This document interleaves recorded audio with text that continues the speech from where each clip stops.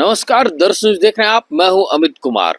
देश के सबसे बड़े मंदिर में आज लोकतंत्र की मर्यादा तार तार होती दिखी। जी हाँ, लोकतंत्र की मर्यादा देश के संसद भवन में दिखी, क्योंकि आज पक्ष और विपक्ष बोलचाल से एक दूसरे पर हमला करते नहीं नजर आ रहे थे, एक दूसरे को धक्का मुक्की करते और लाठी डंडों से वार करते नजर आ रहे थे। ऐसा साफ तौर पे कहना है पूर्णिया के निर्दलीय सांसद पप्पू यादव जी का। जी हाँ, पप्पू यादव आज झारखंड पहुंचते हैं। झारखंड की राजधानी रांची में वो आज साफ तौर पे देश के भाजपा सरकार पे यानी केंद्र सरकार पर जमकर हमला बोलते नजर आते हैं, गरजते नजर आते हैं और कहते हैं कि देश का सबसे बड़ा गुंडा भाजपा पार्टी है और उनके नेता हैं। तो ऐसे में वो झारखंड के गोड्डा लोकसभा क्षेत्र के सांसद निशिकांत दुबे पर भी जमकर बरसते नजर आते हैं, क्योंकि निशिकांत दुबे ने सीधे संसद भवन में राहुल गांधी पे हमला किया और राहुल गांधी को जिस शब्द से पुकारा गया है उस शब्द को लेकर लगातार पप्पू यादव हमला करते नजर आ रहे हैं और क्या कुछ कहते नजर आ रहे हैं, सुनिए उन्हीं की जुबानी। पूरा मामला और आप उसमें प्रत्यक्षदर्शी भी थे, किस रूप में आप उसको देख रहे हैं? और भैया मैं तो तीन बात कह रहा हूँ। आजाद हिंदुस्तान में कभी आपने आज तक देखा सदन में कोई सत्ता पक्ष इस तरह करता हो? हाथ में लाठी, सभी गेट घेर लिए गए, एक दिन पहले ही पूरी स्क्रिप्ट लिख ली गई। इनको सदन में बीजेपी को नहीं होना चाहिए, इनको कलाकार कला मंच बना लेना चाहिए, नाट कला परिषद। गणेश जी को दूध पिला दिए थे बैठे बैठे। और सन 42 में इनकी क्या भूमिका थी? ये तो नाथूराम गोडसे को प्यार करते हैं, गांधी के ये दुश्मन है, गांधी के आइडियोलॉजी के दुश्मन है, गांधी जी के मोहब्बत के ये दुश्मन है, नेल्सन मंडेला अब्राहम लिंकन के दुश्मन है, पटेल के दुश्मन है। बाबा वीर सावरकर का क्या था? बाबा साहब अम्बेडकर के खिलाफ। ये तो सभी दिन इनकी मानसिकता रही। मंडल कमीशन लागू हुआ तो ये कमंडल लेके निकल गए और पूरे देश में आग लगा दी। और मंडल को नहीं आने देने के लिए जब मंडल कमीशन लागू हुआ तो इसने समर्थन वापस ले लिया। आप सोचिए कितना बड़ा विरोधी है। जब 67% आरक्षण लागू स्टालिन ने किया तो ये कोर्ट चले गए। जब हमारी महागठबंधन की सरकार बिहार में जब आरक्षण लागू किया तो ये कोर्ट चले गए, नौकरी बंद कर दी, प्राइवेट नौकरी में आरक्षण लागू नहीं किया। ये कितने बड़े दलित विरोधी हैं। इनकी मानसिकता 2003 में दलितों को नागरिकता के लिए कानून तरसा दिए थे अटल बिहारी वाजपेयी के कानून में, और यही नरेंद्र मोदी ने मंद बुद्धि कहा था, याद है? मंद बुद्धि, दलित एसटी मंद बुद्धि के होते हैं। ये इन लोग की फीलिंग तो सब दिन एसटी एससी के खिलाफ रहा है। ये लोग ईबीसी ओबीसी के खिलाफ रहे, कभी भी ईबीसी के पक्ष में बात नहीं किया। और बाबा साहब अंबेडकर, ये लोग को तो लगता है कि भगवान, ये कैसे? बाबा साहब अंबेडकर, हिंदुस्तान में रहना है तो अंबेडकर अंबेडकर करना होगा। हिंदुस्तान में रहना है तो अंबेडकर को महापुरुष के रूप में, जिन्होंने सभी जाति धर्म वर्गों के लिए जिया और सबके न्याय के लिए जिया। संविधान ने हमें आर्थिक आजादी दी, संविधान ने राजनीतिक आजादी दी, संविधान ने हमें सामाजिक आजादी दी, संविधान ने हमें शैक्षणिक आजादी दी। भगवान हमें जिंदगी देता है लेकिन संविधान हमें जन्नत देता है।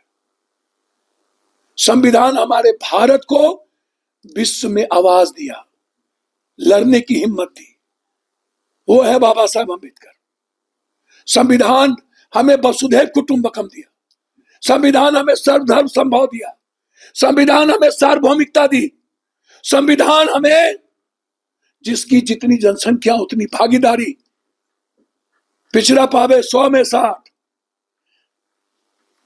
संविधान हमें सत्ता पर बैठने का अधिकार दिया। अब इस हमारे लिए भगवान है।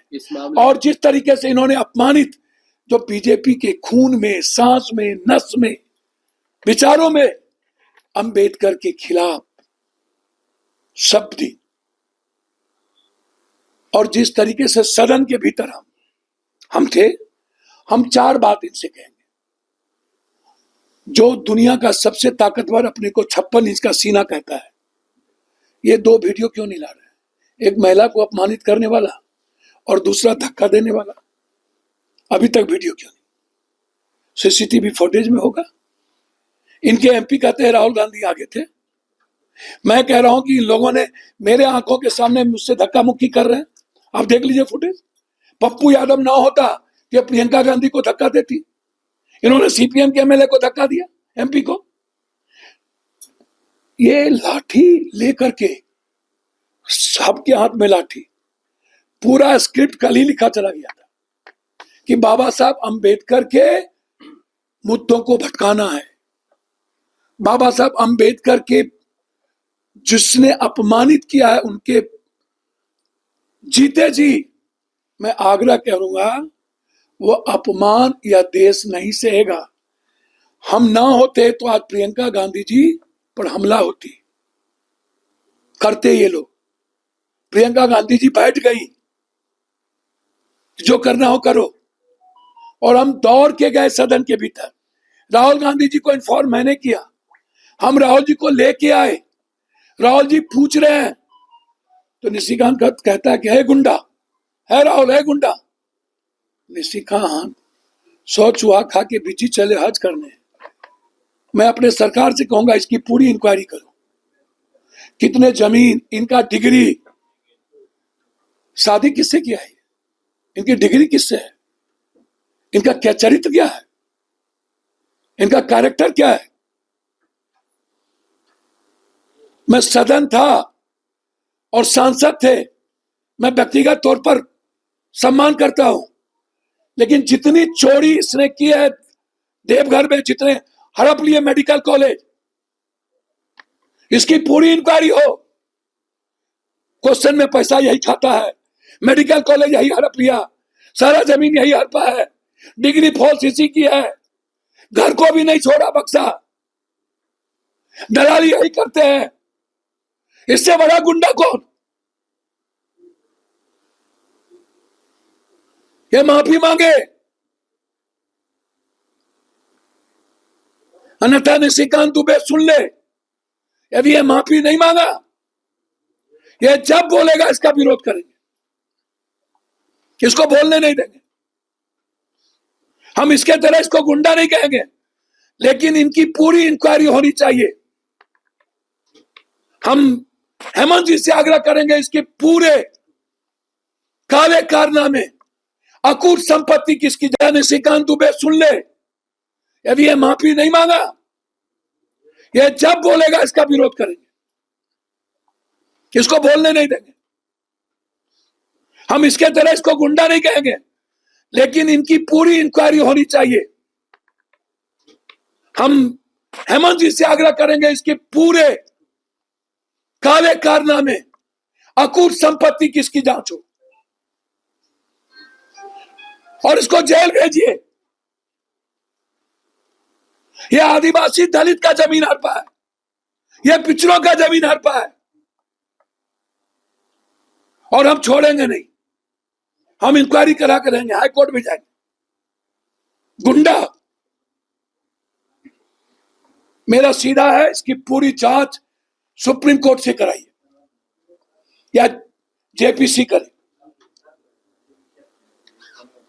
ये महिला को गायब कर दी, एप्लीकेशन दिला करके अपमानित किया, और महिला गायब है। महिला से एसटी एससी का केस करवाना चाहते। राहुल गांधी डरेंगे इन लोगों से, प्रियंका गांधी। जब हम दुनिया से नहीं डरते हैं तो राहुल क्या डरेगा? राहुल गांधी पे भी केस किया गया है, कब मतलब इस पूरे भैया एक कायर आदमी है, कमजोर है। राहुल गांधी से डरता है, प्रियंका गांधी से थर थर कांपता है। समझे? ये लोग नाथूराम गोडसे के रास्ते चलता है। ये लोग मनु स्मृति को जिंदा करना चाहता है और बाबा साहब अंबेडकर के विचार और संविधान को खत्म करना चाहता है। जब तक राहुल गांधी, प्रियंका गांधी और एक एक पप्पू यादव और एक एक देश के ST SC और एक एक EBC OBC इस देश के नागरिक हैं, तब तक संविधान और बाबा साहब अम्बेडकर के विचार को कोई नहीं रोक सकता। अच्छा, झारखंड पार्टी का या इंडिया गठबंधन का स्टैंड लोकसभा में, संसद में किस तरह से रहेगा? बाबा साहब अम्बेडकर को जिस तरीके से अपमानित किया गया, जब तक माफी नहीं मांगी जाएगी तब तक हम लोग विरोध करते रहेंगे। सदन के भीतर क्या स्टैंड होगा ये तो हमारे नेता लेंगे, लेकिन विरोध को कमजोर नहीं होने देंगे। जनता के बीच ले जाएंगे और बताएंगे कि आजादी के पहले से लेकर आज तक इनकी मानसिकता अंबेडकरवादी, गांधीवादी, सुभाषवादी, पटेलवादी, नेहरूवादी, शास्त्रीवादी, भगतवादी नहीं है। ये नाथूराम गोडसेवादी है और ये एसटी की आजादी, उसकी राजनीतिक आर्थिक आजादी, उसकी सामाजिक आजादी, उसकी शैक्षणिक आजादी छीनना चाहते हैं।